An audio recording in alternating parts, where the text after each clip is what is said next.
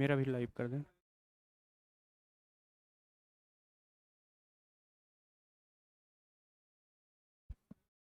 हाँ, ठीक है। आप लोगों ने पेपर दे लिया।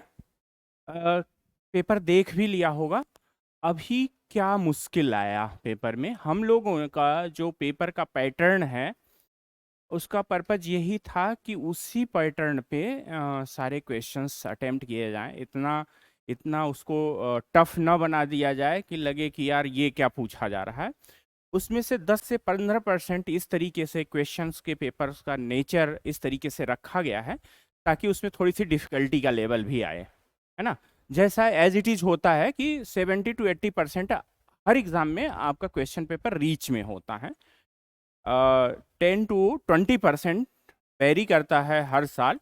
और उस वेरी करने के क्रम में कभी पेपर इजी हो जाता है और कभी पेपर टफ हो जाता है। तो हमने 3 मार्कर, 5 मार्कर और 11 मार्कर के क्वेश्चन में इसी तरीके के पैटर्न को फॉलो करने की कोशिश किया है। 3 मार्कर में भी आप लोगों ने कुछ चीजें देखी होंगी कि वो नए से लग रहे होंगे, है ना। अब उसी नए से जो लग रहे हैं उसमें भी एक ट्रिक है कि उसमें आपका देखना ये है कि अगर वो नए से लग रहे हैं, जैसे यमुनाचार्य पहला ही क्वेश्चन था, तो उसमें क्या किसी बच्चे ने गेस वर्क किया है क्या? और गेस वर्क अगर किया है तो किस तरीके से किया है ना। ये बातें होंगी। और उसके साथ में मैं आज आपके जो सेशन का पर्पज है वो है मेनली 11 मार्कर का क्वेश्चंस। वहाँ पे ज़्यादा मुश्किलें आती हैं और वहाँ पे मैं बात करने के लिए बात करूँगा, है ना। तो हम लोग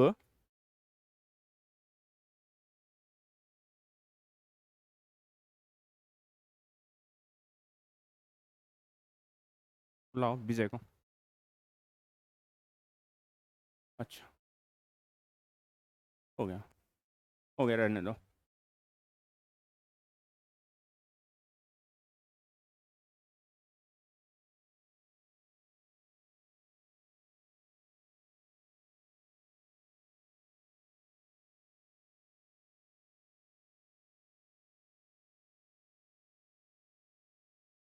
इसका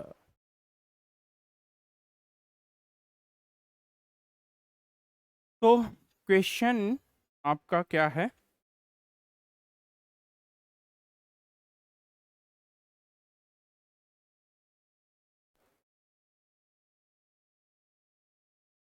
थ्री मार्कर के क्वेश्चंस। 3 मार्क के क्वेश्चन में पहला क्वेश्चन क्या है, अमुनापचार का है। तो इसको देख करके कितने लोगों ने पहले सुना होगा कि यमुनाचार्य क्वेश्चंस पूछा गया है या पढ़ा है? किसी को कुछ आइडिया था? कोई आइडिया किसी को? कितने लोगों ने अटेम्प्ट किया है क्वेश्चन? दो। और बाकी लोगों ने क्या किया है, ब्लैंक छोड़ दिया है ना। ठीक है। इस पे हम लोग बात करेंगे। पहला क्वेश्चन है यमुनाचार्य का। इसीलिए इस क्वेश्चन का रखने का पर्पज ही यही था कि ताकि आपको ये समझ हो सके कि पहला क्वेश्चन पढ़ते ही अगर ऐसी फीलिंग आती है यार ये क्या पूछ लिया है और ये तो आ ही नहीं रहा है, तो आप उसमें कैसा रिएक्ट करते हैं, ये भी बहुत सारी चीजें आप पे, आपके पेपर के माहौल पे डिपेंड करती हैं। बाकी के क्वेश्चन का लेवल जो है वो सामान्य है, पर ये क्वेश्चन रखने का पर्पज यही था कि ताकि आपके जो दिमाग का बल्ब है वो फ्यूज हो जाए और फिर आप कैसा रिएक्ट करते हैं वो डिपेंड करेगा, है ना। तो यहाँ पे बाकी के चीजें ऐसा कुछ नहीं, त्रिपिटक है। त्रिपिटक का आपको सब लोगों को पता है। और यहाँ पे एक चीज और कीजिएगा, जो चीजें नहीं आ रही हैं वो जा करके अपना उत्तर खुद खोजिएगा। उससे फायदा क्या होगा, अगर आप उत्तर खोजेंगे तो 10 चीजें और क्लियर होंगी। आप त्रिपिटक खोजोगे तो बौद्ध लिटरेचर जितना है वो सारा कुछ आपको पता चल जाएगा। उसके साथ में अगर 2-5 पन्ने और पढ़ोगे तो बुद्ध दर्शन भी पता चल जाएगा। 5 नंबर का क्वेश्चन भी। टेस्ट का यही पर्पज होता है कि हम लोग एक साथ में कई कई चीजों को तैयारी करते हैं। तो जब आप इसकी खोज खुद करोगे, जो हम लोग मॉडल आंसर दे रहे हैं वो तो है ही है, मॉडल आंसर के साथ में जब आप इसकी तैयारी स्वयं करना शुरू कर दोगे तो आपका और भी कई चीजें पर्पज फुलफिल हो जाएंगी। उसके बाद में आपका रोपड़ है।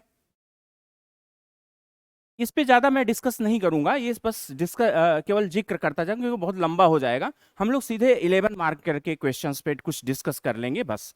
बाकी क्या चीजें इसमें तो दो तीन तीन पॉइंट्स हैं, आप लोगों का खुद ही आप लोगों ने कर लिया होगा, नहीं तो ये आपको दे दिया जाएगा। तो यहाँ पे ज्यादा टाइम वेस्ट नहीं करेंगे हम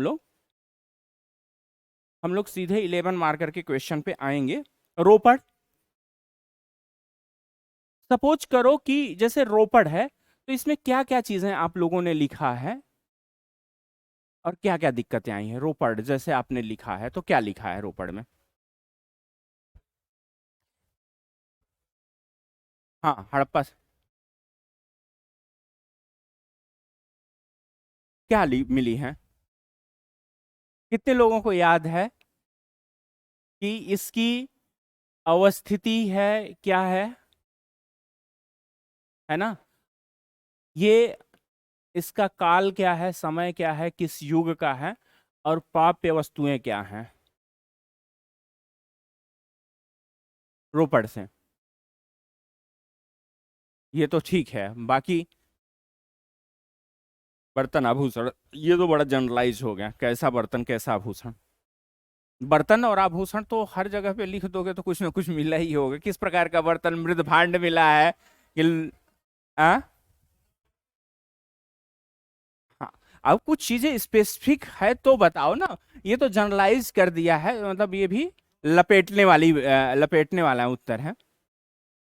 तो ऐसा इसमें क्या है, तो मतलब ये इस प्रश्न को रखने का मतलब यही था कि सबका पढ़ा हुआ है और वहां यहाँ पर आने के बाद में आपकी स्थिति कैसी बनी, है ना? तो रोपड़ में एक चीज आ जाएगा, हाँ पंजाब में है, वर्तमान नाम रूपनगर है इसका। यहाँ पे मालिक के साथ में कुत्ते दफनाए जाने का साक्ष्य मिला है। तो ये एक बहुत महत्वपूर्ण चीज है।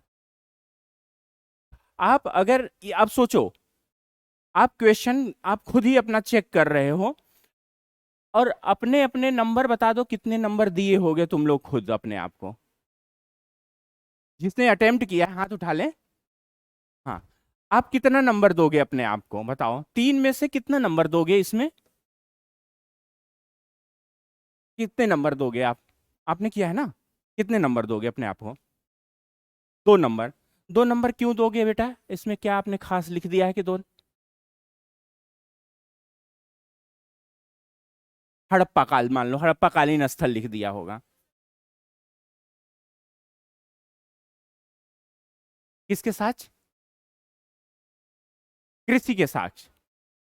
किसी का ऐसा कोई लैंडमार्क साक्ष्य है जहाँ पे आप पढ़ते हो, या ऐसे लिख दिया है बाकी, मतलब वो कृषि प्रधान समाज होगा तो कृषि के साक्ष्य मिले होंगे, इस तरीके से कुछ ग्रेस वर्क किया है क्या? ऐसा क्या मिल गया है कृषि का साक्ष्य की जो जिसको अंडरलाइन किया जा सके हड़प्पा के इस रोपड़ नामक जगह पे?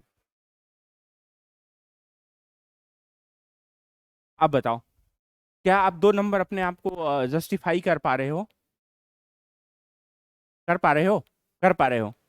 चलो, कर पा रहे हो तो अच्छी बात है। और कौन कर पा रहा है 2 नंबर अपने आप आंसर का जस्टिफाई? क्या क्या लिखा है? हाँ। हाँ, बस 2 नंबर जस्टिफाई है? बताओ, कितने लोग हैं कि जो जस्टिफाई कर रहे हैं इनके 2 मार्क करके? इन्होंने लिखा है कि पंजाब में है और पंजाब में है और पंजाब के साथ में क्या बताया है? यज्ञदत्त शर्मा ने इसकी खोज की है। सिंधु सभ्यता, सिंधुकालीन सभ्यता, हाँ ठीक है। कितना मार्क देना चाहिए? 2 देना चाहिए, 2.5 देना चाहिए, 3 देना चाहिए, पूरा देना चाहिए, क्या देना? 1.5 मिलेगा? तुमको लग रहा है 2 मिलेगा? कोई ऐसा भी है जिसको लगे कि हमको 3 नंबर मिलना चाहिए इस उत्तर में, या कोई भी क्वेश्चन ऐसा है जिसमें बहुत कॉन्फिडेंट हो और लगे कि हमने पूरा परफेक्टली लिखा? मान सपोज करो त्रिपिटक है, त्रिपिटक तो बहुत परफेक्टली लिखा जा सकता है। तो क्या किसी को ऐसा लग रहा है कि 3 में 2.5 नंबर या 3 के 3 नंबर मिलने चाहिए मुझे, ऐसा किसी को लग रहा है? किसी को लग रहा है? दो नंबर किसको लग रहा है कि दो नंबर हमको मिलने चाहिए? क्या मिलने चाहिए बताओ? हाँ, त्रिपिटक में बुद्धिस्ट टेक्स्ट है। दूसरा,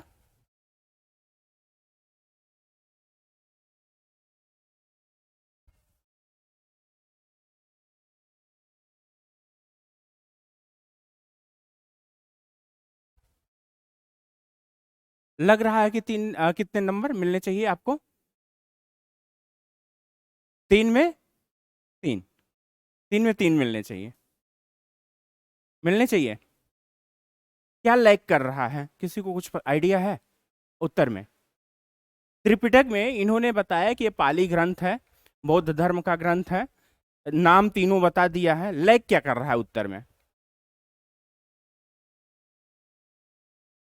रिलेटेड किससे है?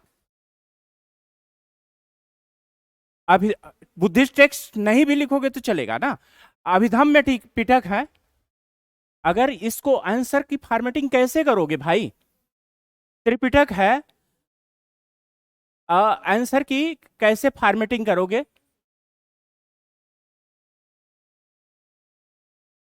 अ, ग्रंथ, ठीक है। अब इसको फॉर्मेटिंग कैसे करोगे?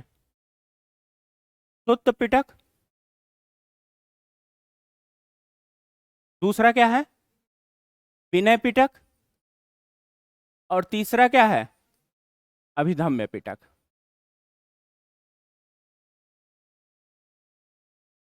क्या इसमें लैग कर रहा था उत्तर में? सुत्त पिटक में क्या है? बौद्ध धर्म के उपदेश संग्रहित है। विनय पिटक में नियम है। अभिधम्य पिटक में दर्शन है। उत्तर लैग कर रहा था कहीं कि नहीं? मतलब कुछ देखो गलत नहीं है, आपने जो कंटेंट लिखा पर्याप्त लिखा, टू द पॉइंट लिखा है, चीजें हैं। लेकिन क्या होता है कि जैसे कि हम तीन में तीन की जो अपेक्षा रखते हैं, मैं उसकी बात कर रहा हूं। हो सकता है कि आप हमारी ये कॉपी जांच रहे हो और इसमें तीन नंबर आप हमको ना दो, आप हमको ये तीन नंबर ना दो। मैं ये अपेक्षा रख रहा हूं कि ये कंटेंट मिस कर रहा है। जरूरी नहीं है कि वो आप अगर एग्जामिनर हो और मेरा मूल्यांकन कर रहे हो तो आप ये चीज कर पाओ। तो मेरे ख्याल से ये चीजें अगर हैं, इतनी चीजें आपने इस फॉर्मेट में लिख दी उत्तर, तो आपको अच्छा मिलना चाहिए। एटलीस्ट दो नंबर से ऊपर मिलेगा, या दो नंबर तो देगा एग्जामिनर। ये मैं नहीं कर रहा हूं कि तीन नंबर इसमें दे ही देगा, आप ही होगे।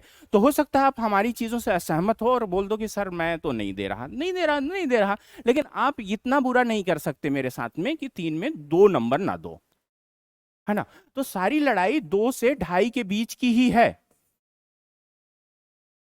सारी लड़ाई तीन में तीन पाने की तो है नहीं, दो नंबर पाने की है या ढाई नंबर पाने की है।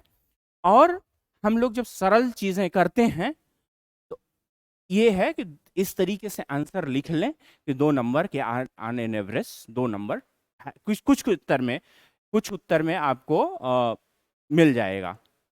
10 यूनिट है तो 10 यूनिट में आपको हर यूनिट से मतलब 30 क्वेश्चन लिखने हैं। 30 क्वेश्चन में ऐसा भी होगा कि कुछ प्रश्न ऐसे आएंगे जो यमुनाचार्य टाइप के होंगे, है ना? तो इस 30 क्वेश्चन में से ऐसे मान लेते हैं 4 से 5 क्वेश्चन आएंगे जो यमुनाचार्य टाइप के होंगे। वो आपकी किस्मत होगी, चाहे जितना प्रिपरेशन कर लो। वो 3 से 4 क्वेश्चन ऐसे होंगे 3 मार्कर में जहां की प्रिपरेशन नहीं की जा सकती, ठीक है। दूसरी चीज मैं ये कहना चाहता हूं 3 मार्कर के लिए कि बहुत सारी चीजें मार्केट में आई हुई हैं 3 मार्कर के लिए रटने के लिए, है ना? बहुत सारे इंस्टीट्यूट हैं, बहुत सारी चीजें अवेलेबल हैं 3 मार्कर के लिए। हम लोग करते क्या है कि उसको उठा करके रटना शुरू कर देते हैं। मेरा पर्सनल ये अनुभव कहता है कि उसको एक मॉडल आंसर की तौर पे देखो और उसको रटो मत। आप जो प्रीलिम्स के चीजें आपने पढ़ी हैं उसी को रिवाइज करो, बार बार रिवाइज करो, और वहां से चीजों को फाइंड आउट करने के। अब मान लीजिए हड़प्पा से संबंधित आपने 50 स्थलों के सूची रट ली और वो पूछ लिया कोड दीजिए, पिछली बार का क्वेश्चन ही है कोटदी जी का। तो क्या करोगे वहां पे? तो वहां पे अगर आपको ड्राफ्टिंग अच्छी आती है और चीजों को बेहतर तरीके से आती है, ये समस्याएं हरदम पैदा होंगी कि जरूरी नहीं है रोपड़ का उस समय आए कि मालिक के साथ कुत्ते दफनाए जाने का साक्ष्य मिला है। नहीं जरूरी है, बिल्कुल जरूरी नहीं है, क्योंकि कुछ चीजें मिस करेंगी ही करेंगी। तो उसमें यही है कि हम अच्छी फॉर्मेटिंग के तरह से अगर तैयारी कर लेते हैं तो एक दो पॉइंट्स मिस भी हो जाएंगे, तो 1.5 से 2 नंबर के बीच में हमारा नंबर आ जाएगा। 1.5 नंबर मिनिमम, 2 नंबर ठीक ठाक। बहुत अच्छा उत्तर लिखेगा, सेटिस्फैक्ट्री रहेगा तो 2.5 नंबर, अदरवाइज नहीं। तो इस क्लास का जो उद्देश्य है वो उद्देश्य यही है कि ताकि आप अपने स्व मूल्यांकन की प्रक्रिया में आ जाओ, है ना। क्योंकि सबसे बेहतर मूल्यांकन स्वयं व्यक्ति खुद अपना कर सकता है, कोई टीचर दुनिया का नहीं कर सकता है। क्योंकि हम लोग क्या करते हैं कि जब एग्जाम दे करके आते हैं तो सालों, मतलब सालों साल प्रश्न दिमाग में गूंजते रहते, इस प्रश्न का उत्तर मैंने ये लिखा और ये कमी रह गई, ये कमी रह गई। ये एग्जामिनर को धेले भर का फर्क नहीं पड़ता है कि क्या कमी रह गई, अगर फ्लुएंसी है उस उत्तर में तो आपको नंबर दे करके निकल आता है। कई बार हमारे दिमाग में, अरे यार वो लाइन गड़बड़ हो गई, उसकी भूमिका अच्छा नहीं लिख पाए, एग्जामिनर वंस एक बार देखा और आगे बढ़ा, वो ठीक ठाक लग गया, नंबर दे करके, इतना उसको सोचने का टाइम नहीं, 100 कापियां हैं उसके पास। तो आप सबसे ज्यादा बेहतरीन अपना मूल्यांकन कर सकते हैं। तो अब उसका फायदा यही, टेस्ट देने का फायदा यही है कि आप एक प्रोसेस में आ जाते हो, वैल्यूएशन के प्रोसेस में आ जाते हो। तो ये सारी चीजें हैं। मेरा उद्देश्य सिर्फ इतना ही है कि आपको बता देना कि किस तरीके से सारी चीजों की फॉर्मेटिंग होती है। एक एग्जाम्पल लेकर के बता दिया, बाकी की चीजें हम लोग 3 मार्कर और 5 मार्कर में खुद करेंगे। रोपड़ है अष्ट दिग्गज, अष्ट दिग्गज के बारे में क्या राय है आपकी, है ना। अब हम लोग आते हैं पानीपत का द्वितीय युद्ध के बारे में, और ये सब सारी चीजें, कुछ एग्जाम्पल और लेकर के हम लोग अपनी बात को आगे बढ़ाते हैं। अब हम लोग सीधे आ जाते हैं 5 मार्कर में, ठीक है। एग्जाम्पल के तौर पे 5 मार्कर में आ जाते हैं।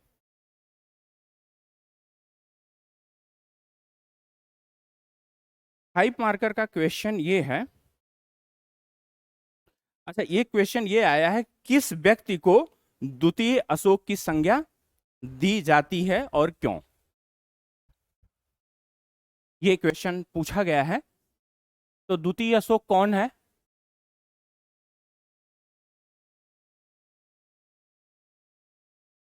और क्यों? ये ही क्वेश्चन है, 2 पार्ट में है। तो कैसा लिखा है, इसकी फ्रेमिंग कैसे होगी, क्या क्या लिखा है आप लोगों ने? कितने लोगों ने द्वितीय अशोक को चिन्हित कर लिया है, या कितने लोगों ने कंफ्यूजन में रहे हैं कि कनिष्क ही है या नहीं है? कितने लोग ऐसे कंफ्यूजन में थे, क्लियर था? बाकी लोगों का कंफ्यूज थे। क्यों कंफ्यूज थे, किससे और सिमिलरिटी आपकी कर रहे थे सिमिलर? द्वितीय अशोक और कौन हो सकता है भारतीय इतिहास में? आ? अकबर द्वितीय अशोक, अच्छा। अकबर से आप कर रहे थे, द्वितीय अशोक को अकबर से कर रहे थे, ठीक है। और किससे कर रहे थे? हर्षवर्धन से। हर्षवर्धन में कंफ्यूजन हो सकता है। और किससे कर रहे थे?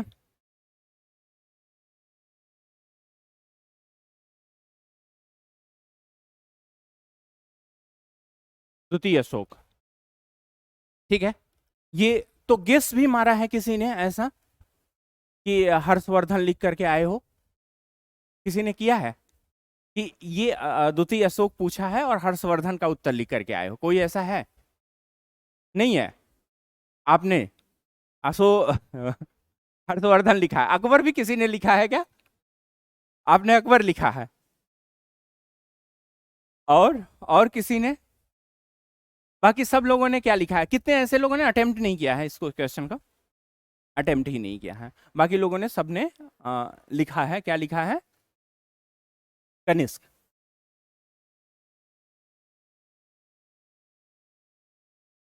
कैसे इस आंसर की फ्रेमिंग कैसे करोगे आप लोग? अच्छा उत्तर कैसे बनाएंगे हम लोग इसको?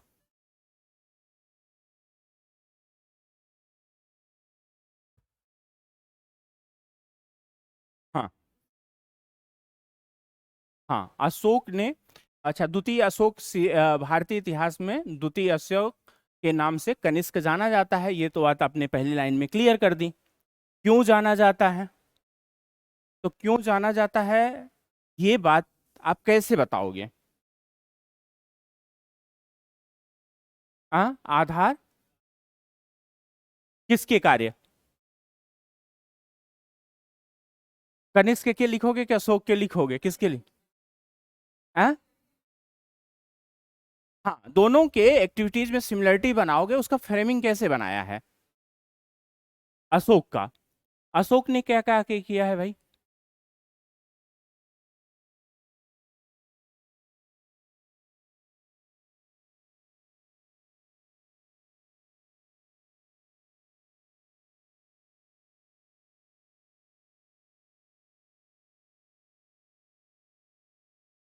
बौद्ध धर्म का प्रचार किया। ये किसने क्या किया था? तृतीय।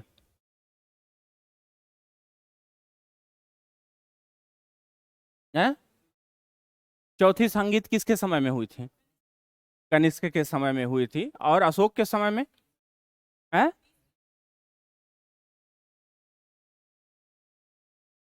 ठीक है, इसने कर दिया। और क्या किया था? और क्या किया था? स्तूप का निर्माण। और क्या किया था अशोक ने? हाँ हाँ, इसने अशोक ने किया। पहले अशोक की बात करते हैं ना। अशोक ने और क्या किया था? स्तूप का निर्माण करा था। हाँ? जन कल्याण।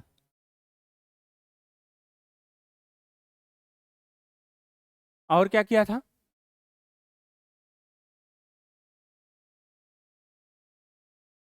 धर्म प्रचार हो गया। दूसरे देशों में उसने धर्म के प्रचार के लिए विशिष्ट कार्य किए थे। लोकोपकारी कार्य में उसने जनता के लिए भलाई के काम किए थे। और उसने कर की माफी भी किया था। ये सब सारे कार्य इसी पॉइंट्स में हो गए। देखो खोल करके जब मैं इसको, इस एग्जाम्पल को सिर्फ इसलिए ले रहा हूं कि ज्यादातर डिमांड ये होती है कि हम लोग किसके दो तरीके के प्रश्न पूछे जाते हैं। एक प्रश्न जो आपके उत्तर के विस्तार की मांग करता है, आपके समझ के विस्तार की मांग करता है, और दूसरा आपके ज्ञान की गहराई की मांग करता है। तो ये प्रश्न किस तरीके का है? समझ के विस्तार की मांग कर रहा है या डेप्थ की मांग कर रहा है? किसकी मांग कर रहा है? समझ की मांग कर रहा है, विस्तार की मांग कर रहा है, डायमेंशंस ज्यादा खोल। ये चीजें ध्यान रखो। बार बार हम कंफ्यूज होते हैं और कहते हैं कि सर वो 3 पॉइंट लिखना है कि 1 पॉइंट लिखना है कि डेप्थ में लिखना है कि ज्यादा उदाहरण देने हैं, है ना? तो क्वेश्चन के नेचर्स को पहले पकड़ना है कि वह क्वेश्चन का नेचर डेप्थ की मांग कर रहा है या उसके एक्सपेंशन की, उसके विस्तार की मांग कर रहा है। ये जो है आपके समझ की मांग कर रहा है, इस क्वेश्चन की जो नेचर है वो समझ की मांग कर रहा है, एक्सपेंशन की मांग कर रहा है कि आप कितना ब्रॉडली सोच सकते हैं। अगर वो ब्रॉडली सोचने के लिए बोल रहा है तो उसके एग्जाम्पल को भरना नहीं है हमको, उसके डायमेंशंस को खोलना है, केवल ब्रॉड डायमेंशंस को पकड़ना है हमको। और फिर ब्रॉड डायमेंशन इतनी हो गए। अब जैसे बौद्ध धर्म का प्रचार की बात करो तो जितना उसने धर्म प्रचारकों की नियुक्ति किया, श्रीलंका में अपने बेटे को भेजा, पुत्र और पुत्री को भेज रहा है, सारे देशों में भेज रहा है। ये क्या है कि डेप्थ हो गई, उसके क्वेश्चन के डेप्थ हो गई कि आप क्वेश्चन के डेप्थ में जा रहे हो, एनालिसिस कर रहे हो। पर ये इस क्वेश्चन का जो नेचर है वो डेप्थ की डिमांड नहीं कर रहा है आपसे। अगर आप डेप्थ में जाओगे तो क्या होगा कि आपके डायमेंशंस अधूरे रह जाएंगे और आधी बात लिख करके वहीं पे आपका क्वेश्चन भी खत्म हो जाएगा, टाइम भी खत्म हो जाएगा। तो समझना है, पहला चैलेंज क्या है कि क्वेश्चन के नेचर को समझना है कि पूछना क्या चाह रहा है। है ना। डेप्थ में, अगर डेप्थ में पूछना है तो वो सीधे सीधे पूछ लेगा अशोक के धर्म प्रचार के कार्यों का उल्लेख कीजिए, केवल वो डेप्थ में क्वेश्चन हो गया। केवल धर्म, यहाँ पे वो दो दो पार्ट में है। पहली बात, दो पार्ट में अशोक को भी पूछ रहा है, कनिष्क को भी पूछ रहा है, उसके बाद में वो धर्म प्रचार की बात ही नहीं कर रहा है, वो सारे चीजों के डायमेंशंस की बात कर रहा है। तो इसका जो डायमेंशन है बहुत ब्रॉड है, और हमको जब ब्रॉड डायमेंशंस की बात करता है क्वेश्चन तो डेप्थ में नहीं जाना है। ठीक है, 5 नंबर के क्वेश्चन डेप्थ में भी पूछे जाते हैं, और डेप्थ में पूछने का मतलब यह है कि सीधे सीधे पूछ लिया जाएगा कि कनिष्क के धर्म सुधार से संबंधित कार्यों की वो करिए, या कनिष्क के लोक कल्याणकारी कार्यों की बात करिए, या कनिष्क के जो है कला के संरक्षक के रूप में उसकी बात कीजिए। 5 नंबर में अगर कला और संस्कृत का संरक्षक पूछता है कनिष्क के बारे में, तो कला और संस्कृत के संरक्षक के रूप में आप 50 शब्द लिख सकते हैं, वो डेप्थ हो जाएगा। ये डेप्थ नहीं है, ये सिर्फ क्या है कि दोनों का कंपैरिजन, एक आउटलाइन और अच्छा स्ट्रक्चर की, क्वेश्चन के अच्छे स्ट्रक्चरिंग की मांग कर रहा है। ये इसीलिए इसको रखा गया है, और यही बात आपको समझनी है कि कहाँ पे क्या चीज आपको कौन सा फार्मूला लगाना है उत्तर लिखते समय। तो अब इसमें आपको, आपने बता दिया कि अशोक की प्रसिद्धि बहुत, एक ही लाइन में सब करते चले गए, ये है ये है ये है। और या इसको इसी दोनों फॉर्मेट में हम कर सकते हैं, इधर कनिष्क का कर दें, इधर जो है अशोक का कर दें, इधर ये कर दें। मतलब क्वेश्चन के कोई एक फिक्स फॉर्मेटिंग भी नहीं हो सकती है, क्वेश्चन की कोई फिक्स फॉर्मेटिंग भी नहीं हो सकती है, और इसको 2-3 तरीके से फ्रेम भी किया जा सकता है, दोनों अच्छे उत्तर हो सकते हैं। एक तरफ आपने इसको बता दिया एक लाइन में, उसके बाद में उनकी तुलना करा दी, और उसके बाद में निष्कर्ष कर दिया कि हाँ इस तरीके से द्वितीय अशोक होता, द्वितीय अशोक कहा जा सकता है। दैट्स इट, एक ये फॉर्मेटिंग बना दिया। दूसरी तरफ एक लाइन में आपने बता दिया बौद्ध धर्म के प्रचार, तीसरी सदी में स्तूप का निर्माण, जन कल्याणकारी कार्य प्रसिद्ध है, और इसी तर्ज पे कनिष्क ने भी ये कार्य किए हैं, और इसलिए इसको द्वितीय अशोक की संज्ञा दी जाती है। तो या तो आप दो पैराग्राफ बना लीजिए, छोटे छोटे 4-4 वर्ड के, 5-5 वर्ड के, और एक लाइन में 10 शब्दों में ये बात अपनी रख लिया, और बाकी अशोक के बारे में 15 शब्द 20 शब्द में रख लिया, और 15 से 20 शब्द के बारे में इसको रख लिया, 40 शब्दों में अपना उत्तर खत्म कर दो। 50 से ऊपर तो जाओ ही नहीं, क्योंकि ये कहने की बात है कि 3300 वर्ड होता है लगभग दोनों पेपर मिला के, लेकिन अगर आप जाओगे तो वो 3500, 3700, 4000 पहुंचने लगता है, और उत्तर आपका छूटने की स्थिति में होता है। तो कोशिश करो कि आप अपनी बात को 40 शब्दों से 45 शब्दों के बीच में ही खत्म करो, और डायमेंशंस को पकड़ने की कोशिश करो। इंपॉर्टेंट चीज क्या है? Dimensions, nature. ठीक है, कुछ क्लियर हुआ चीजें? हाँ,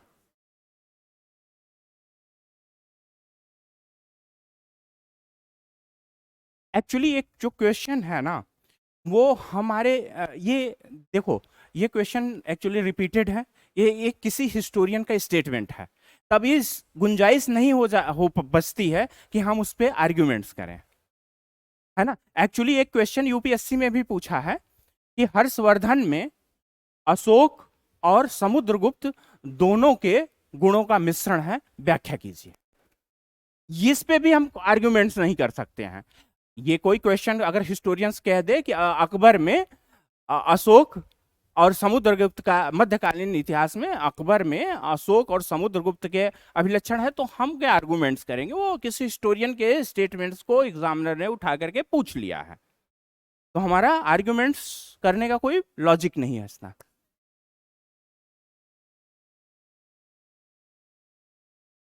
हाँ, अब वो आपका पहले ही लाइन गलत हो गया ना, अब मार्किंग नहीं होगी। आपने पहली ही लाइन गलत कर ली, जो पूछ रहा है उसका उत्तर ही नहीं दे रहे हो। बहुत अच्छा उत्तर आप दे रहे हो, लेकिन अगर पूछ रहा है कि आप गांधी का दर्शन बता दिए और अंबेडकर की व्याख्या आप कर रहे होगे, तो क्या करेगा? पढ़ने में बहुत अच्छा लगा हमको कि यार क्या बढ़िया अंबेडकर के दर्शन पे इसकी समझ है लड़की की, लेकिन पूछा ही नहीं है अंबेडकर की फिलॉसफी, तो क्यों करेगा कोई मार्किंग? है ना, क्लियर? तो ये सारी चीजें हैं, क्योंकि इसमें भी स्कोप नहीं है कि पहली बार ऐसा नहीं है कि हाँ हम लोग क्वेश्चन इसको फ्रेम कर रहे हैं और ये चीजें पूछी भी जा चुकी हैं, ऑलरेडी पूछी जा चुकी हैं, तो अब हमारे पास में स्कोप बचता नहीं है। ठीक है, तो ये कुछ एग्जाम्पल हमने ले लिए हैं, कुछ और जल्दी से एग्जाम्पल, जल्दी तो नहीं है आप लोगों को क्योंकि जल्दी हो रहती है, तो एक एग्जाम्पल 11 मार्क का ले लेते हैं और उसके बाद में सारी चीजों को, तो दो क्वेश्चन का 11 मार्क का क्वेश्चन है आपका। एक है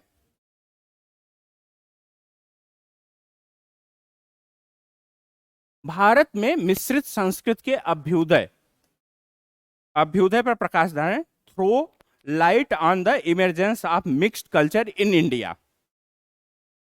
सबने किया होगा।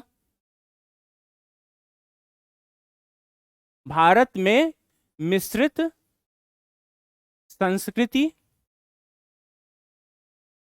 के अभ्युदय पर प्रकाश डालिए। एक एग्जाम्पल ले लेते हैं, कैसा लिखा है इसमें, क्या किया है इसमें?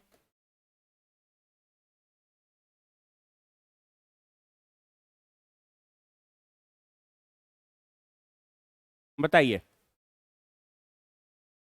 क्या एक अच्छा उत्तर लिखने के लिए क्या खासियत होनी चाहिए ऐसे प्रश्नों में? ये क्या आपके समझ की मांग कर रहा है या आपके ज्ञान की गहराई की मांग कर रहा है ये प्रश्न? कौन बोला गहराई? आपने। किसने इस बात पे सहमत है कि ये आपके सामान्य समझ की बात कर रहा है? और कितने लोग ऐसा सोच रहे हैं कि ये आपके मिश्रित संस्कृति पे गहराई की बात कर रहा है, गहराई पे बात कर रहा है? तो क्या करोगे? इस ऐसे प्रश्न आ जाएंगे, बहुत जनरल टाइप के, बहुत सामान्य सा उत्तर है, इस प्रश्न है, हर हर आदमी इसमें फुल ऑफ इंफॉर्मेशन है, पूरे लबरेज हो उदाहरणों से। और चैलेंज इस क्वेश्चन का क्या है कि 200 शब्द में हम अपनी बात को कैसे समेटें, यही है ना? सबके पास में सूचना है, पर्याप्त कंटेंट है, खूब इजी प्रश्न आया है। ऐसा जब प्रश्न आता है तो हर आदमी खुश हो जाता है कि एमपीपीएससी बहुत अच्छा आसान सा प्रश्न पूछा है, इस बार तोड़ देंगे। फीलिंग आती है ना ऐसे प्रश्न में? सबको आती है कि नहीं आई? बोलो हाँ कि ना। आई? तो फिर ऐसे में अगर ये प्रश्न आया तो क्या करोगे, कैसा लिखोगे उत्तर? इसमें उत्तर की सबसे जरूरी चीज है उत्तर का प्रारूप। आंसर लिखते समय आपकी स्ट्रक्चरिंग 11 मार्क में बहुत इंपॉर्टेंट है। और हम लोग ज्यादा अपनी सारी ऊर्जा क्या करते हैं 11 मार्क के लिए। 11 मार्क 110 नंबर का एक पेपर में क्वेश्चन होता है और यहाँ पे सबसे ज्यादा स्कोप होता है नंबर को वेरी करने का, क्योंकि यहाँ पे 5 से 8 नंबर के बीच में उत्तर वेरी करेगा, मतलब मार्किंग। किसी को 5 नंबर आएंगे, 4.5 नंबर, अगर जिसने सही लिख लिया है तो 5 नंबर आएंगे, और किसी को 8 नंबर आएंगे, 9 नंबर आएंगे। अब अगर 5 से 9 नंबर के बीच में ये वेरी करता है 4 नंबर, तो वो क्या चीज है? क्योंकि सबके पास में सूचनाएं हैं, लेकिन इसी उत्तर में कोई 5 नंबर पाएगा और कोई 9 नंबर पाएगा, या 8 नंबर पाएगा, 8.5 नंबर पाएगा। तो आखिर वो क्या चीज है कि जो 8 नंबर दिला रही है और वही चीज है 5 नंबर दिला रही है? प्रारूप, स्ट्रक्चरिंग, नॉलेज को किस तरीके से करते हैं। अभी आदित्य जैन ने एक बड़ी अच्छी बात कही है ना। वो बात क्या कही उन्होंने कि जो जिस स्ट्रीम का होता है वो उसी तरीके से उत्तर की संरचना करता है ना। जैसे अब अगर कोई इंजीनियरिंग बैकग्राउंड का है, उसके पास में खूब सूचनाएं हैं, वो एग्जाम्पल कोट कोट करता चला जाता है और उसको अच्छा उत्तर वो मानता है। कोई अगर फिलॉसफिकल या लिटरेचर या हिस्ट्री बैकग्राउंड का है तो वह इस प्रश्न में आपसे अपेक्षा करेगा कि इसमें एक ही उदाहरण की बजाय इसके डायमेंशंस को ब्रॉड करके कितनी तरीके से आप सोच सकते हो, उस तरीके से आप क्या कर पाए हो वो देखने की कोशिश करेगा, है ना। तो दो नजरिया हो सकते हैं, लेकिन अगर आपका ठीक तरीके से है, थोड़े से कंटेंट है, थोड़ी सी स्ट्रक्चरिंग सही है और बेहतर आप लिख रहे हैं, भाषा सही है आपकी, तो आप इसमें 7 नंबर 7.5 नंबर इजिली स्कोर कर सकते हो औसत उत्तर लिख करके। और अगर आपने सेंटेंस फ्रेमिंग अच्छी नहीं है, भाषा अच्छा नहीं है, स्ट्रक्चर अच्छा नहीं है, वो कुछ अच्छा नहीं कर पाए हो, तो आप 5 नंबर, 4.5 नंबर, 5 नंबर में टिक जाओगे। ये चैलेंज है कि नहीं है? तो इसमें क्या किया है आप लोगों ने मिश्रित संस्कृति में? कैसे लिखोगे, इसका प्रारूप क्या बनेगा, सोचा है? मिश्रित संस्कृति के उत्तर प्रारूप क्या बनेगा?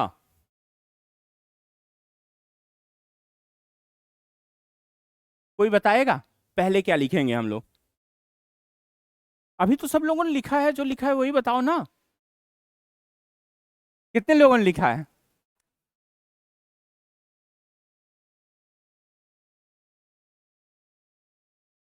ठीक है, आपने वो चीज थॉट डाला है इंट्रोडक्शन में। नहीं, जो डाला है वो बताओ, ज्यादा नहीं बताया इन्होंने। तो आपने कुछ तो उत्तर तो लिखा है ना? भूल गए अपना उत्तर? हाँ? नहीं नहीं, बताओ बताओ बताओ, घबराओ नहीं, बताओ आप। मेंस कितने लोगों ने इसके पहले लिखा है? हाँ, अनुभवी लोग बताएंगे, बताओ। क्वेश्चन ये अटेम्प्ट ही नहीं किया है? यहाँ पे नहीं अटेम्प्ट किया है? क्यों? लैक ऑफ टाइम, या दिमाग में नहीं आई चीजें?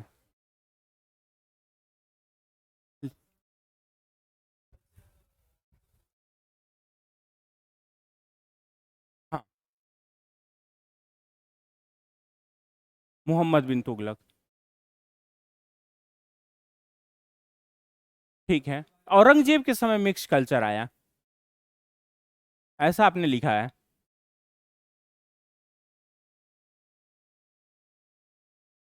हाँ, और ठीक है, और क्या लिखा? और क्या लिखा किसने, और क्या लिखा? कासिम से स्टार्ट कर लो। हाँ बताओ। हाँ। हाँ। हाँ, हड़प्पा से मिस्र संस्कृति से संबंधित क्वेश्चन है। ईरानी बलूची थी। और क्या था? मेसोपोटामिया था, और क्या था? ठीक है, माला थल वो जोरवे, ठीक है, और क्या लिखा है? और क्या लिखा है? ये आपने उसमें ऐड ऑन कर लिया है इसी में, क्या आप अलग से बता रहे हो? ठीक है, अलग से एक एक फॉर्मेटिंग इन्होंने दी, एक फॉर्मेटिंग इन्होंने दी, एक फॉर्मेटिंग आपकी बताते हैं। हाँ, क्या बोल रहे थे? हाँ, अच्छा ठीक है। प्राचीन भारत से शुरुआत की, पहला इसमें आपने डाल दिया, हड़प्पा डाल दिया, ठीक है। शक कुषाण डाल दिया, ठीक है। और क्या किया? अरब आए, तुर्क आए, मुगल आए, और अफगान आए, ठीक है, और क्या किया?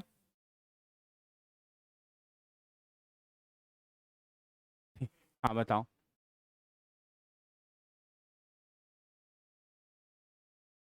ठीक है,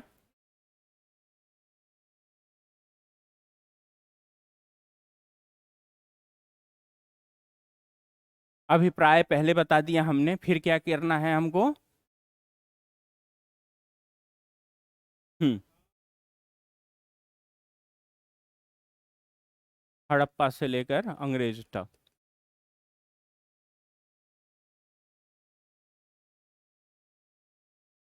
हाँ, फिर इसके बाद में हम एक पैराग्राफ बनाए।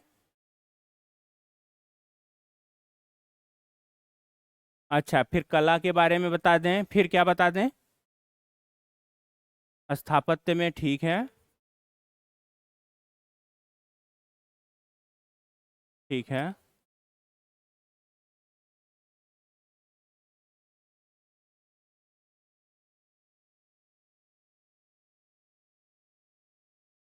प्रभाव बता दें। हाँ बताओ, और कौन बताएगा? ठीक है, स्थापत्य में या कला में आपने ये बात अपनी चीज़ों को कर दिया।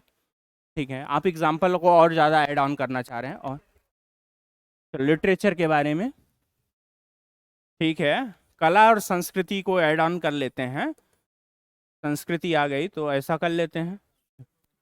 हाँ ठीक है, ट्रेवलर्स आ गए, कला संस्कृति के हिस्से में आ गए, लिटरेचर आ गया, सारी चीज़ें हो गई। और ये 4 फॉर्मेट हैं, कोई और बताएगा फॉर्मेट? किसी और का उत्तर प्रारूप? बोलो, आप बताओ। ये 4 फॉर्मेट हैं। हाँ बताओ।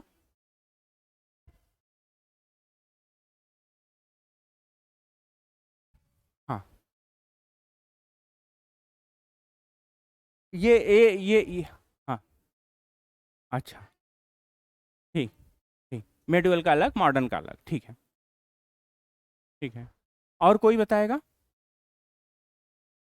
अब ये 4 फॉर्मेट हैं, अब इसमें बताओ कि कितना नंबर दोगे? 11 में 5 नंबर। 5 नंबर, ठीक है। इस वाले में फॉर्मेटिंग में कौन कितना नंबर दे देगा? 2 नंबर। मतलब अगर यहाँ से कुछ, अगर आपको 5-6 नंबर मिल रहे हैं तो कोचिंग की तरफ से गिफ्ट होगा। हाँ? तो ये इसको कह रहे हैं कि 2 नंबर मिलेगा। तो इसको कितना नंबर मिलेगा भाई? इसको, ये किसका उत्तर है? ये वाली फॉर्मेटिंग किसने बताई थी? बताई थी आपने। आप बताओ इसको कितना उत्तर दोगे इतना?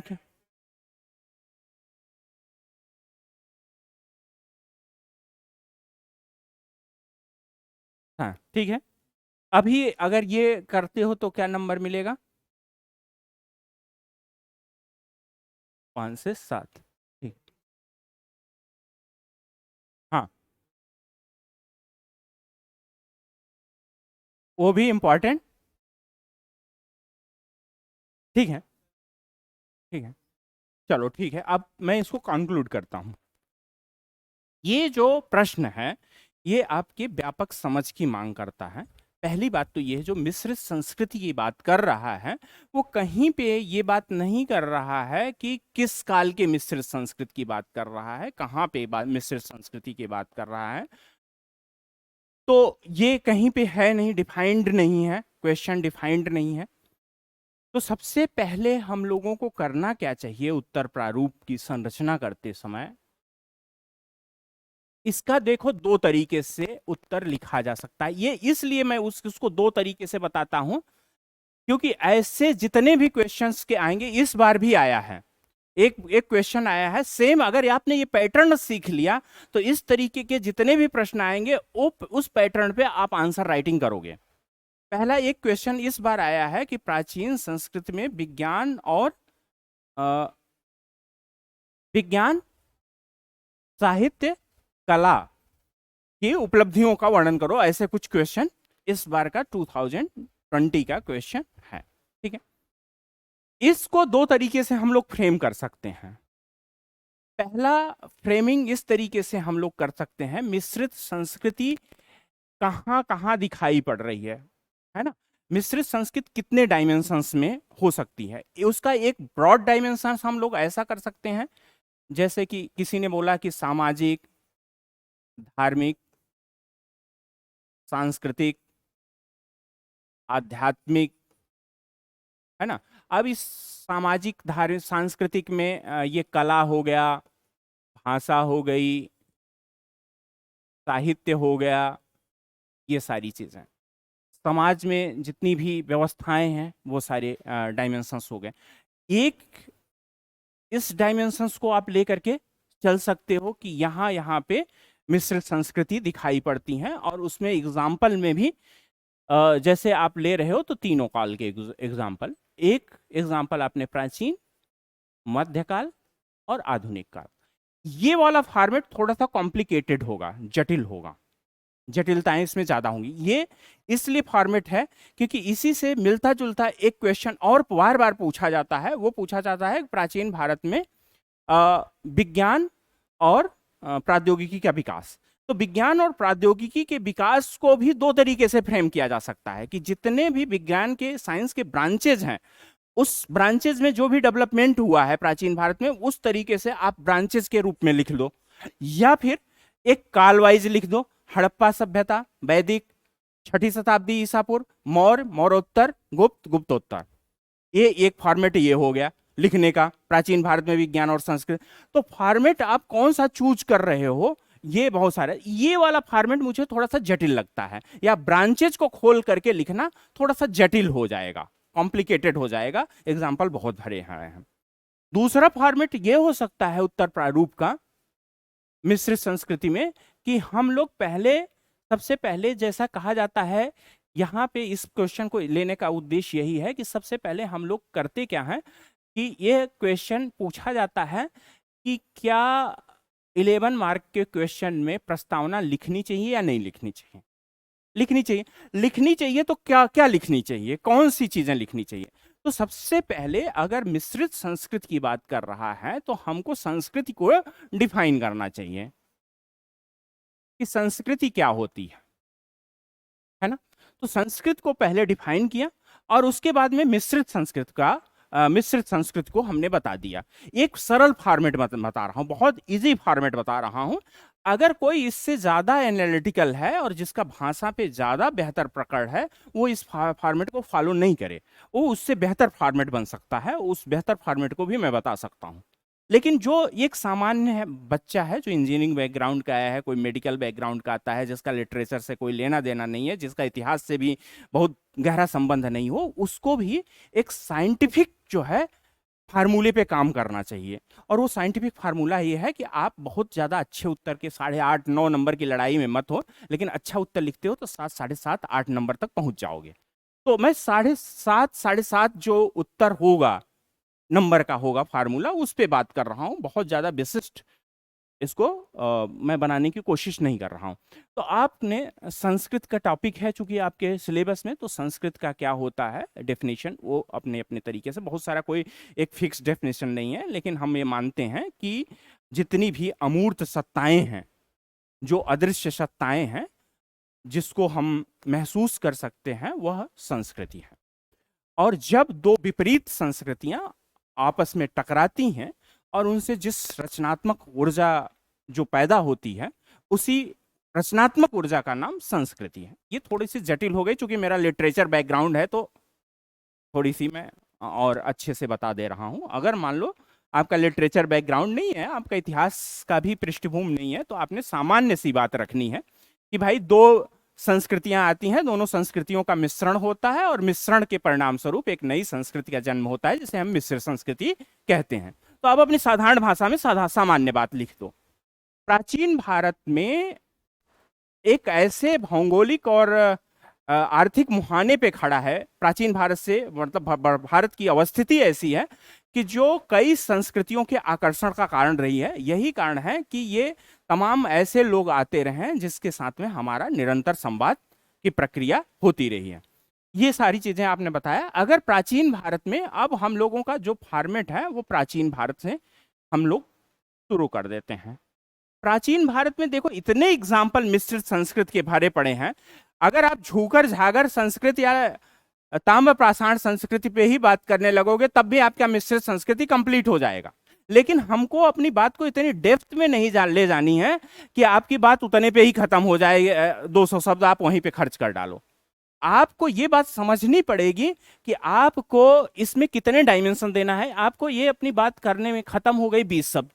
अब प्राचीन भारत को अगर आप ले लेते हो, मध्यकाल को ले लेते हो, और आधुनिक काल को लेते हो, तो ये आपके हो गए 50 शब्द, ये हो गए 50 शब्द, ये हो गए 50 शब्द। 150 शब्द तो ऐसे ही खर्च हो गए, 20 शब्द ये खर्च हो गए, बचे हैं 30 शब्द। तो अच्छा उत्तर की क्या विशेषता है? अच्छा उत्तर, पहली बात, संतुलित होना चाहिए। संतुलित उत्तर बहुत जरूरी है। संतुलित उत्तर दो अर्थों में, भाषा के अर्थों में संतुलन, कंटेंट के लेवल पे भी बैलेंस अप्रोच होना चाहिए, और जो उसका मात्रात्मकता है, मात्रा है ना, कि अगर कोई अच्छी चीज है खाने में तो इसका मतलब ये नहीं है कि पनीर पनीर ही डाल दो उसमें, है ना। तो हर चीज चाहे अच्छा हो चाहे बुरा हो, उसका एक संतुलित बैलेंस्ड होना जरूरी है। तो आप जब उत्तर प्रारूप बनाते हो तो उत्तर प्रारूप में के बिना अगर आप उत्तर लिखते हो तो आप इम्बैलेंस्ड लिखोगे। आपके पास में 200 शब्द हैं और आपके पास में स्ट्रक्चर नहीं है, तो आपको पता ही नहीं है कि कितना किसमें खर्च करना है। शब्द खर्च करना है तो उसको, उसकी स्ट्रक्चरिंग अगर आपके दिमाग में नहीं है तो आप यहां पर 100 शब्द लिख दिए और उसके बाद में मध्यकालीन और आधुनिक काल को निपटा दिए। अगर आपने स्ट्रक्चर्ड कर लिया तो आपको यह पता है कि हमको 50 शब्द से ज्यादा खर्च करना ही नहीं। अब 50 शब्दों में अगर आपने 50 एग्जाम्पल आपके भरे पड़े हैं एंशिएंट इंडिया में, तो आप कैसे दोगे एंशिएंट इंडिया के एग्जाम्पल? तो स्ट्रक्चरिंग के बिना अगर ये उत्तर लिखा जाएगा तो आपका उत्तर कभी संतुलित नहीं बन पाएगा, जो कि प्रश्न की डिमांड है, आपके अप्रोच की डिमांड है कि आप किसी भी चीज को टोटलिटी में देख पाते हो या नहीं देख पाते हो। टोटलिटी में देखने का मतलब यह है कि आप में एक विजन है पूरे भारत को देखने का, किसी काल विशेष को आप नहीं देख रहे हो, किसी के काम विशेष को आप नहीं देख रहे हो, आप पूरे भारत को एक संतुलित नजरिए से देख रहे हो। यही इस प्रश्न की मांग है, और ये मांग तब पूरा कर पाओगे आप जब आपने पहले कभी काम किया होगा, अप्रोच पे काम किया होगा, आंसर राइटिंग्स पे कभी काम किया होगा। और अगर ये चीजें आपको समझ में आ गई तो उत्तर लेखन की कला आपको समझ में आ जाएगी, क्योंकि हर प्रश्न की अलग अलग स्ट्रेटजी नहीं होती है। स्ट्रेटजी ऐसे ही बनती है कि आपके पास में उत्तर की स्ट्रक्चरिंग होनी चाहिए और कहाँ कितने शब्द खर्च करना है ये पता होना चाहिए। अगर ये आपको ये शब्द खर्च करने की कला आ गई, आपको बजट मिला हुआ है कि 10,000 रुपया पिताजी ने भेजा है और उस 10,000 रुपए में आपको रेंट रूम का रेंट देना है, खाने का देना है, कोचिंग में आने जाने का, ट्रैवलिंग का खर्च करना है, बीड़ी सिगरेट सुरती खाने का खर्च करना है, तो उसके लिए बचा करके बजट चलना पड़ेगा ना। ऐसा थोड़े होता है कि पहले बीड़ी वाला जुगाड़ पहले कर लें और फिर रूम रेंट का देखा जाएगा, जब लास्ट का महीना आया और खड़ा हो गया तो फिर आपके पास में पैसे नहीं, यार दे दो, कहे कि दे क्यों दे, दोस्त कह रहा है कि दे क्यों दे, कह रहा है यार तुम्हारे पास में है दे दो। तो ये अप्रोच नहीं चलेगा, आपको बैलेंस बजट बना करके चलना पड़ेगा। ये भी एक काइंड ऑफ बजट है ना। और बजट तभी आपको पता बना पाओगे जब आपको चैलेंजेस पता होंगे। कि आपको अगर कह दिया जाए कि आप भोपाल में जा रहे हो 10,000 ले लो और खर्च कर दो, तो कैसे खर्च करोगे भाई? आपको पता ही नहीं कि हम रूम लेना है कि नहीं लेना है, खाना मिलेगा कि नहीं मिलेगा, क्या मिलेगा। तो आपको पहले सारी चीजें पता होनी चाहिए, है ना। फिर उसके बाद में आप अपनी चीजों को बनाना शुरू करोगे, बजट को। तो इसीलिए मैं कह रहा हूं कि अगर आपने पढ़ना शुरू करते हो, कोई भी चीजें पढ़ना शुरू करते हो, इतिहास पढ़ना शुरू करते हो, कोई टॉपिक पढ़ना शुरू करते हो, तो टॉपिक से क्वेश्चन निकालने पड़ेंगे और क्वेश्चन निकालने के बाद में उसका आपको उत्तर निकालना पड़ेगा, उसके बाद में स्ट्रक्चरिंग करना पड़ेगा। और स्ट्रक्चरिंग करने का एक तरीका होता है, और स्ट्रक्चर करोगे तो उसमें स्ट्रक्चर में संतुलित उत्तर अच्छा उत्तर माना जाएगा। और टोटलिटी, इसको क्या बोलेंगे हिंदी में, कि आपका जो अप्रोच होना चाहिए वो संपूर्णता, समग्रता, समग्र दृष्टिकोण आपका होना चाहिए।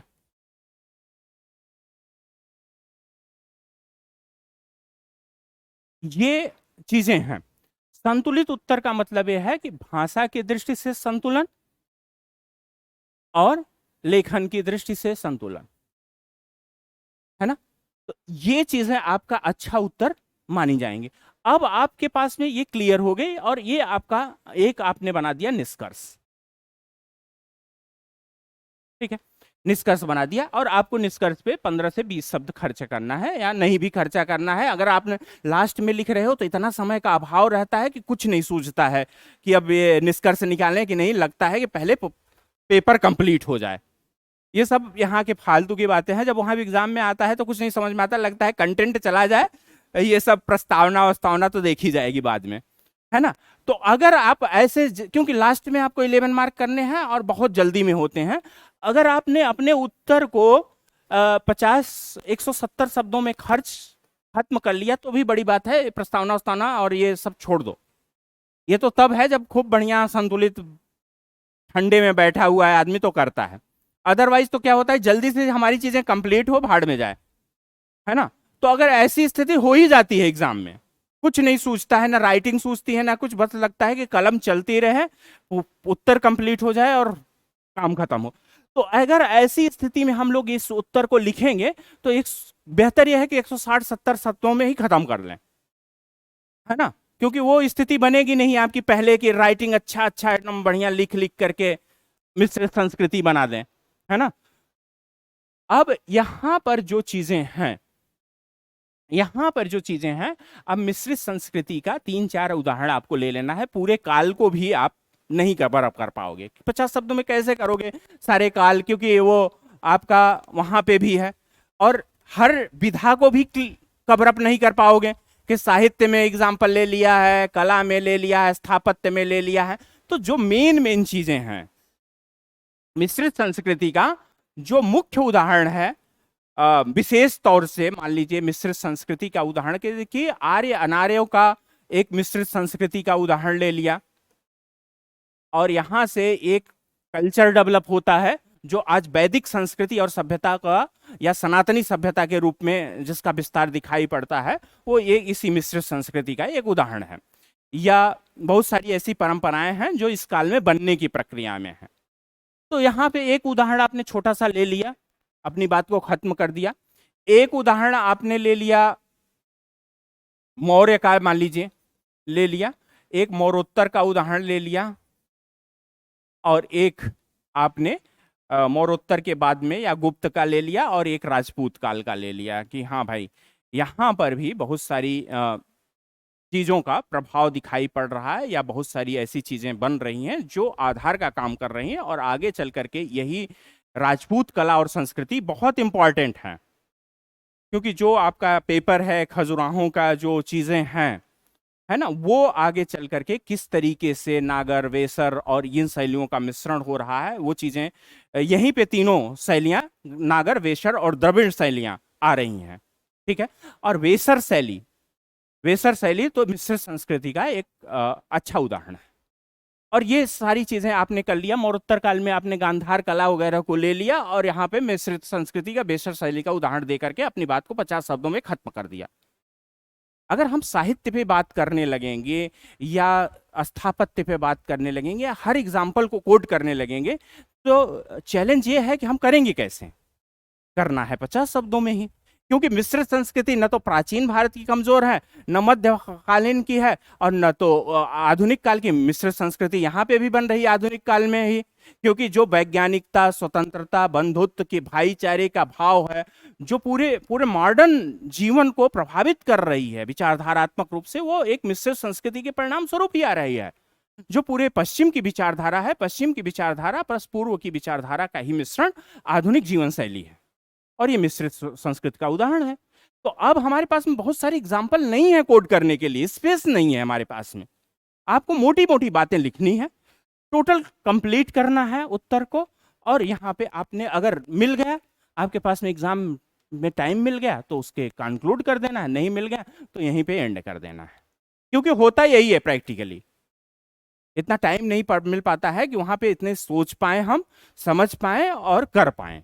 यहाँ पे कर सकते हैं, वहां पे नहीं होता है, क्योंकि एग्जाम की चीजों से मैं भी गुजरा हूं, और उस समय मैंने भी महसूस किया है कि लगता है कि बस किसी तरीके से कंप्लीट हो जाए उत्तर, लास्ट में तो आते आते क्या लिख रहे हैं खुद समझ में नहीं आता, ना राइटिंग समझ में आती है ना अप्रोच समझ में आता, लगता है कि पहले ये कंप्लीट हो जाए, छूटने ना पाए, आ रहा है मिश्रित संस्कृति। लेकिन जब आप इसमें लगातार प्रक्रिया में होगे ना, बेहतर प्रक्रिया में होगे, तो आपके दिमाग उसी तरीके से काम करने, सोते उठते बैठते जब आपने स्ट्रक्चरिंग पे काम करना शुरू कर दोगे, प्रारूप पे काम करना, तो आप सोते उठते हुए पहले आप उत्तर नहीं लिखोगे, आपका दिमाग पहले प्रारूप बनाएगा, और प्रारूप केवल 3 मार्कर 5 मार्कर में नहीं, 11 मार्कर में नहीं, 5 मार्कर 3 मार्कर में भी होता है प्रारूप। वो प्रारूप पे आप काम करना शुरू करोगे, फॉर्मेटिंग पे काम करोगे, और इसीलिए ये उत्तर लेखन की कार्यशाला हम लोगों ने रखी है। ठीक है, इस पे हम लोग लगातार बात करेंगे। अब काफी समय हो गया है, आप लोगों का भी 2 बज गए हैं। कितना भी चीजें अच्छी हो लेकिन अपच होती हैं, है ना, तो बात करेंगे। तो यहाँ से मुझे लगता है कि आप लोगों को आगे के उत्तर लेखन में काफी सहूलियत मिलेगी। और दूसरा ये चीज होगी कि आपको जब 1 to 1 कर लोगे, तो जब मार्किंग आपकी होगी तो आपको कोई असंतोष नहीं होगा कि यार इतना कम कैसे दे दिया, क्योंकि आपके दिमाग में क्लैरिटी आ जाएगी। दूसरी चीज है कि कई ऐसे बच्चे हैं जो बिल्कुल नए हैं, है ना, तो जो नए बच्चे हैं जो मुख्य परीक्षा में लिखने की प्रक्रिया में अभी अभी शामिल हो रहे हैं या उत्तर लेखन को बेहतर करना चाह रहे हैं, उनको होपलेस होने की जरूरत नहीं है कि यार ये कैसे कर पाएंगे। ये एक प्रोसेस है, ये एक दिन का काम नहीं है कि आज बताया और कल आपका रेडीमेड हो जाएगा। ये वर्षों की तपस्या से पैदा होती हैं ये सारी चीजें, और इस पे आपको लगातार काम करना पड़ेगा। भागने से दुनिया नहीं बदलेगी, है ना, आपको लड़ने से दुनिया बदलेगी। तो आपको लड़ना है, और उत्तर लेखन पे सबसे, इसीलिए पता है कुछ लोग इसको सीखते हैं, कुछ लोग नेचुरली पाते हैं। तो जिनको नेचुरली मिली है वो तो कम मेहनत में भी उनको रेंडमली लिखते हैं, तब भी अच्छा लिख ले आएंगे। लेकिन जिनको नहीं मिली है उनको लड़ना पड़ेगा, सीखना पड़ेगा, और जिनको मिली भी है उनको बेहतर करना पड़ेगा, क्योंकि कंपटीशन है, आपसे भी बेहतर करने वाले आएंगे। तो आपको एक सीखने की प्रक्रिया में होनी है। जिनका पहला है, जिनकी पहली कॉपी है, पहली बार हो रहे हैं, उनको घबराने की बिल्कुल जरूरत नहीं है। जब आप ये 3 से 4 महीने की चीजें हमारे साथ में कर लोगे, तो इतना मैं आपको आश्वस्त करता हूं, इतना एश्योर्ड करता हूं कि आप इसको बेहतर तरीके से कर पाओगे जब आप जाओगे। क्योंकि यहाँ पे आपके परफॉर्मेंस का कोई मतलब नहीं है, आपको अल्टीमेटली एमपीपीएससी के कॉपी में परफॉर्म करना है। और जब आप इस प्रोसेस से गुजर जाओगे, 4 महीने की प्रक्रिया से गुजर जाओगे, मॉडल आंसर की प्रक्रिया से गुजरना शुरू कर दोगे, प्रारूप की प्रक्रिया से गुजरना शुरू कर दोगे, तो आप बहुत बेहतर कर पाओगे, ऐसी उम्मीद करता हूं। मैं उम्मीद करता हूं कि ये सेशन आपके लिए काम का होगा, और थैंक यू।